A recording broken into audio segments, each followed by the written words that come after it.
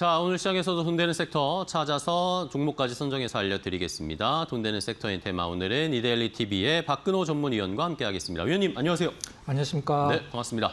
자, 오늘 시장은 좋지 않고 젠스랑은 이제 곧 도착하는 상황인데 어렵습니다. 시장을 어떻게 대응해야 될지 관심은 저희가 딴 데가 있는데 주식시장은 어렵고요. 자, 이런 시장에서도 돈 되는 섹터 테마 찾아서 종목까지 알아보겠는데 첫 번째 돈 되는 섹터 박근호 위원의 선택은 무엇인지 함께 확인해 보겠습니다. 자, 첫 번째 돈 되는 섹터는 증착 장비를 좀 살펴보자라는 그런 의견을 주셨는데요. 어제 반도체 소부장이 좀 올랐는데 오늘은 또 하염없이 다 떨어지고 있어요. 이러니까 시장에 대응하기가 너무 어렵습니다. 증착 장비주들은 이런 조정을 좀 겪고 나서 반등할 수 있을까요? 네. 오늘 첫 번째 섹터로 증착을 꼽은 이유는 네. 어제 이제 반도체 장비주들 이제 최태원 회장 발언 때문에 상당히 좋았었는데 어제 상한가를 간 종목들의 공통점이 바로 증착이거든요. 어제 이제 주성 엔지니어링, 테스, 유진테크, 원익 IPC 모두 네. 우리나라에서 증착 장비를 전문으로 만드는 기업들만 다 상한가를 갔죠. 상한가를 갖다 풀린 기업도 있긴 합니다만 오늘도 시장이 안 좋긴 합니다만 주성 엔지니어만 내려왔지 실질적으로 어제 상한가 쳤던 증착 장비주들 테스, 유진테크, 원익 IPS는 오르고 있단 말이죠. 이런 부분에서 왜 시장이 지금 증착 장비에 주목을 했는지 한번 그 부분을 살펴보도록 하겠습니다. 일단 증착이라는 것은 여러분들이 다 아시겠습니다만 이제 웨이퍼 위에 계속 얇은 방망을 쌓아 나가는 거죠. 이제 디램 같은 경우도 한 몇십 번 정도 이제 증착을 하고 낸드도 2D는 한 몇십 번 하고 3D 낸드는 몇백 번을 증착을 하죠. 그래서 이제 증착 장비가 이 수율이나 이런 것들에 관련돼서 굉장히 중요한 역할을 하는 건데 우리가 보통 여러분들 이렇게 반도체 네모난 거 보시면은 이게 얼마 동안의 시간에 만들어지는지 아마 아시는 분들이 대부분이실 거죠. 우리 이데일리 시청자 여러분들은 이게 몇 시간이나 며칠에 만드는 게 아니라 디램 하나 만드는데 3달 걸립니다. 3달. 이제 전공정 시작해서 후공정 끝날 때까지 총 3달이 걸리는데 그중에서 가장 많은 시간을 이제 할애하는 게 증착 공정이죠. 시각 다음에 오는 공정. 이런 부분들에 있어서 이제 증착 공정이 가장 시장에서 어떤 주목을 받으면서 증착 관련주들이 가장 높은 상승률을 기록을 했고 오늘도 잘 버티고 있는 상황이긴 하죠. 자, 그렇다라고 하면 최태원 회장의 발언을 우리가 한번 좀 생각을 해볼 필요가 있어요. 이제 대만 GTC에서 외부에서 이제 기자분들이랑 기자회견할 때 인터뷰라고 해야 될까요? 이제 5년 내에 웨이퍼 생산량을 2배를 늘리겠다. 이건 그 반도체 생산량을 2배를 늘리겠다는 얘기가 똑같은 얘기죠, 실질적으로. 근데 이게 갑자기 어떤 포부나 계획을 발표를 한 게 아니라 지금 SK 하이닉스가 하고 있는 과정을 그냥 설명을 한 거죠, 실질적으로는. 지금 SK 하이닉스 같은 경우는 이제 청주 같은 경우는 이제 확장 공사를 하고 있는 상황이고 용인 같은 경우는 이제 4기 팩까지 건설을 하고 있는 상황인데 1기 팩을 지금 만들고 있는 상황이죠. 1기 이제 용인 이제 하이닉스 클러스터라고 보통 표현을 하는데 1기 이제 건물 하나 짓는데 31조를 투자를 한다라고 하죠. 총 4기까지 600조까지 투자를 할 수 있다라고 얘기를 하고 있는데 일단 이런 부분들로 이제 봤을 때 이제 기존의 어떤 과정들이나 증설 계획이 더 어떤 높아지거나 커진 건 아니죠, 실질적으로는. 근데 이런 부분이 시장에 다시 부각됐다는 점이 어떤 소부장주들의 그동안 놀려 있었던 주가 흐름을 좀 단기간에 끌어올리는 가장 중요한 요인이 될 수 있다. 이렇게 정리하도록 하겠습니다. 네, 알겠습니다. 자, 어제 반도체 소부장에서 유난히 잘 갔던 것들이 결국에는 증착 쪽이었다, 증착 장비 쪽이었다라는 공통점, 핵심 포인트를 짚어봤어요. 발견을 했는데, 자, 그러면 종목들 하나씩 확인을 해볼까요? 어떤 거부터 볼까요? 네.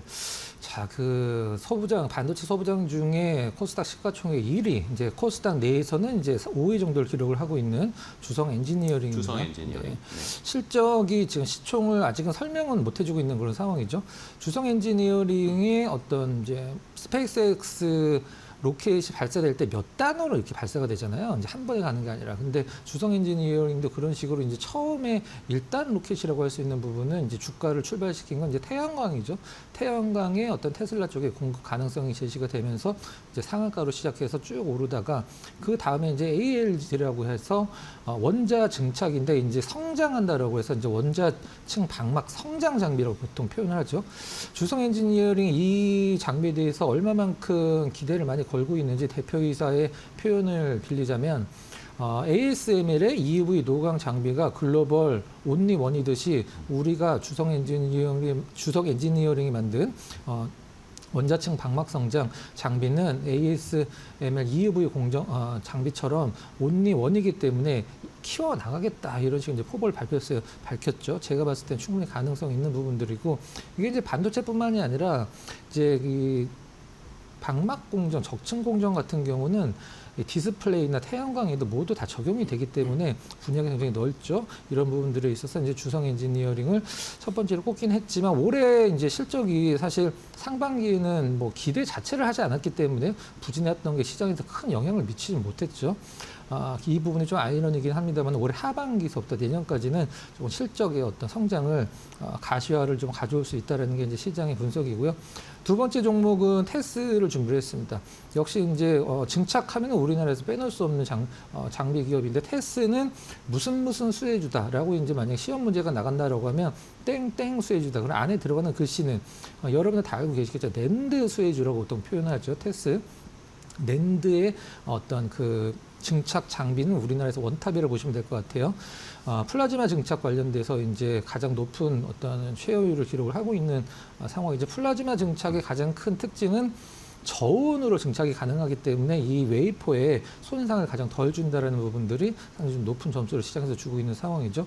일단 낸드 업황이 지금 이제 D램보다는 생산량이 많이 적긴 합니다만 이제 3D 낸드로 갈수록 이 적층량이 몇십 개에서 몇백 층으로 늘어나기 때문에 이 테스를 시장에서 주목하는 이유가 바로 그 부분이라고 보시면 될 것 같아요. 일단 삼성전자, 하이닉스 당연히 들어가고 중국이나 대만 쪽으로도 상당한 퍼포먼스를 내고 있는 게 바로 테스다 이렇게 보시면 될 것 같습니다. 네. 자, 주성 엔지니어링과 테스 두 종목을 한번 점검을 해봤습니다. 증착 장비 쪽에 앞으로 또 주목을 다시 한번 받을 수 있어. 오늘은 뭐 조금 시장이 전반적으로 눌려 있는 상황이긴 하지만요. 자, 그러면 증착 장비 쪽에서 좀 더 자세하게 보고 계신, 조금 더 유망하게 보고 계신 탑픽 종목이 궁금한데요. 네. 이거는 이제 반도체도 소부장을 사실 한 기업을 분석을 하더라도 뭐 증권사 애널리스트들도 마찬가지죠. 뭐 A라는 기업을 최선호주다. 나는 뭐 원픽이 B 종목이다. 이렇게 나뉘고 있는데 증착 쪽에서는 사실 실질적으로 유진테크를 원픽으로 꼽지 않는 애널리스트를 사실 보기는 힘들죠. 네네. 물론 ALD라는 부분 이제 뭐 주성 엔지니어링 같은 경우는 삼성전자에 들어가지 못하기 때문에 핸디캡이 굉장히 좀 높고 유진테크 같은 경우는 가장 시장에서 인정을 해주는 부분이 삼성전자, SK 하이닉스, 마이크론, 메모리 3사의 모두 퀄 테스트를 통과해서 증착 장비를 납품하고 있다는 게 뭐 가장 큰 프리미엄이죠. 지금 현재 유진테크 시가총액이 한 3조 6천억 정도 전후될 텐데 앞서서 말씀드린 기업들 대비해서 실적의 부침이 테스랑 더불어서 좀 가장 적습니다. 꾸준하게 실적이 나오는 기업이죠. 이제 유진테크는 어떤 증착이 전문이냐 하면은 이제 LPCVD라고 해서 이제 저압 화학 증착이죠.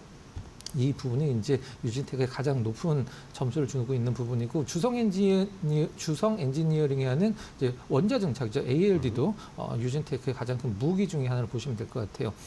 최근에 좀 유진테크의 어떤 지문 하나 던 부분들이 있었죠. 우리가 보통 이런 장비주들은 많은 어떤 특허 분쟁이 일어나기 때문에 그 부분은 리스크 중에 하나인데 유진테크도 일본 이제 코쿠사이랑 이 증착 관련된 기술과 관련돼서 분쟁이 좀 있었죠. 코쿠사이가 4건의 어떤 법적 분쟁을 걸었죠. 이에 유진테크가 우리 기업 4개 훔쳐갔어. 이런 식으로 표현을 했는데 그중에서 이제 첫 번째 결과가 나왔죠. 이제 특허 한 건은 완전히 무효 판단이 나와서 앞으로 진행할 때 상당히 좀 유리한 고지를 유진테크가 이제 점유를 했다라고 이제 보시면 될 것 같고요.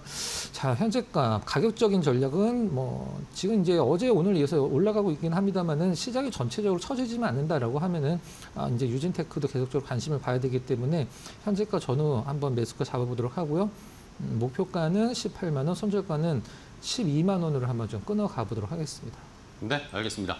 자, 유진테크 어제도 뭐 좋은 주가 흐름을 보여줬는데 많은 뭐 애널리스트나 전문가 분들이 유진테크에 대한 앞으로의 성장 가능성 또 주가에 대한 기대감이 많이 반영이 되어 있는 상황입니다. 가격 전략 잘 참고해 주시고 한번 공략해 보시기 바랍니다. 자, 첫 번째 돈 되는 섹터는 반도체 소부장 쪽의 증착 쪽을 조금 더 집중적으로 살펴봤고요. 자, 이번에 두 번째 돈 되는 섹터는 어떤 걸 골라주셨을지 바로 공개하겠습니다. 자, 두 번째는 푸드, 음식료 관련된 업종 테마를 좀 볼 필요가 있다라는 의견을 주셨는데요. 시장이 이제는 막 성장주들이 많이 좀 조정을 받고 이러니까 이런 쪽으로 좀 안정적으로 투자도 해야 될까요? 여기에도 뭐 실적의 개선세 이런 것들도 기대할 수 있을까요? 네.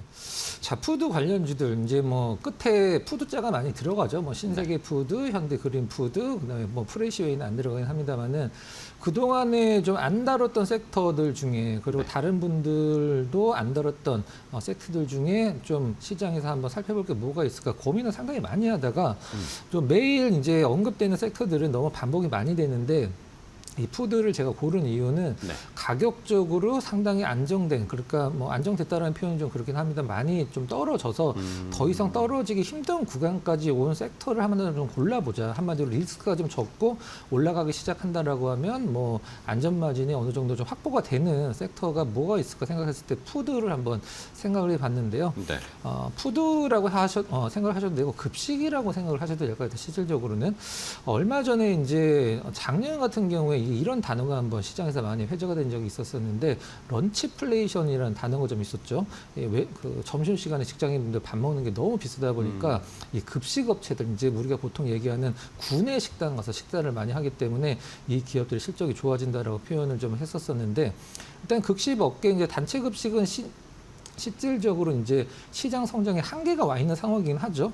이렇기 때문에 이제 지금 말씀드리는 이제 이 푸드 관련 기업들이 이제 저출산, 이제 고령화로 인해서 이제 외식도 별로 안 하니까 이 홈 가정식이나 이제 이런 부분들 건강식 쪽으로 이제 많이 좀 한마디로 B2B에서 B2C로 이제 확장하고 있는 상황이라 이 부분 한번 좀 지켜보면 될 것 같아서 푸드 한번 좀 선택을 해봤습니다. 네, 알겠습니다.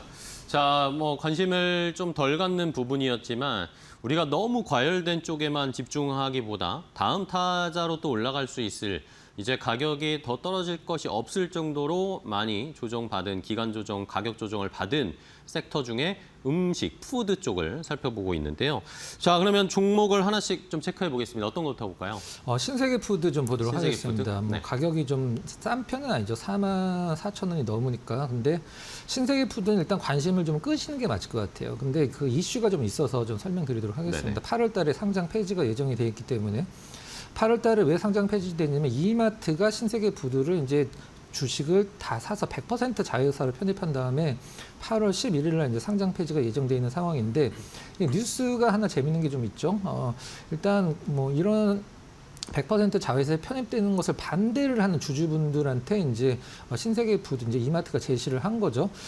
그러면은 여러분들 주식을 지금 현재 제가 저희 회사에서 48,000원에 제가 사드리겠습니다 했는데 난리가 났습니다. 무슨 48,000원이냐 말도 안 되는 소리 한다라고 해서 주주분들이 원성이 자자해서 일단 올렸습니다. 63,348원으로 올렸어요. 30% 정도 주식 매수 선택권을 올렸는데 보통 이러한 경우에는 시장에서 바로 상한가를 도달해서 63,348원 근처까지 가격이 올라가게 되죠. 공개 매수 가격이 그 가격이 되니까. 근데 신세계 푸드는 전혀 가격이 움직이질 않고 있죠. 왜 그러냐면 그 기존의 주주분들의 이런 이제 어떤 주식 매수 선택권에 대한 권리가 이미 지나갔기 때문에 지금 사도 그걸 행사할 수 없기 때문이죠.